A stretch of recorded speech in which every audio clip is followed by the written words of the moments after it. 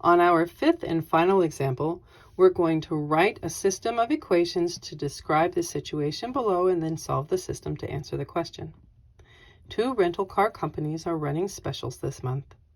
At Todd's Rentals, customers will pay $47 to rent a mid-sized car for the first day, plus $5 for each additional day.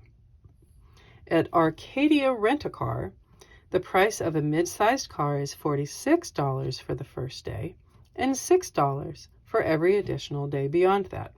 At some point, renting from either one of the companies would cost a customer the same amount. How many additional days would that take, and how much money would that customer pay?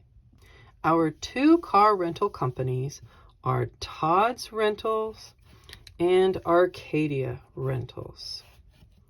Let's see what our numbers look like.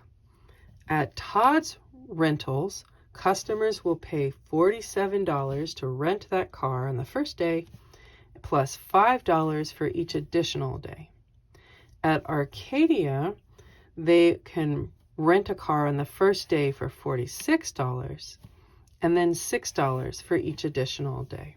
Okay, now we know who's got which numbers. Let's talk about Todd. So we need a pattern, something that's going to happen again and again. Well, that would be the additional days, each being our hint word that we've got something that's happening again and again. And we started with a base price, your first day of renting the car, of $47. Therefore, Todd's equation will be y equals a pattern of $5 for every day plus the original day of renting of $47. Whereas at Arcadia, again, we need to determine where our pattern is. And we have our hint word of every. So every day. So again and again, this is happening. So we know that our pattern will be $6. And our start price for the very first day will be $46. So the Arcadia equation will be a pattern of $6 for every day plus the original day of $46. All right. Both of our equations happen to be y equals equations, which makes solving this system really easy and friendly. We've got a pretty good sized equation of 5x plus 47 equals 6x plus 46. Let's go solve for x and start finding things out. I'm going to subtract the smaller x across the river. The purpose of doing that is just so you don't end up with negatives that cause some people some drama and confusion. It avoids mistakes.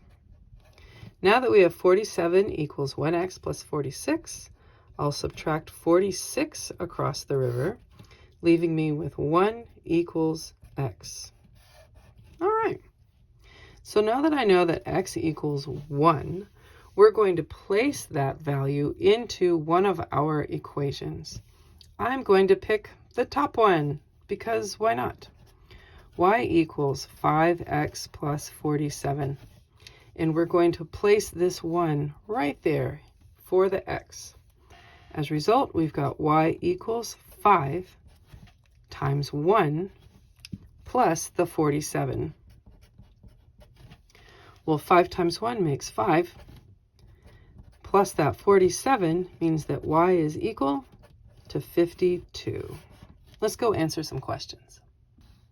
We were asked how many additional days after that first day would it take of renting the cars to make them even out, and how much is that customer going to pay in total?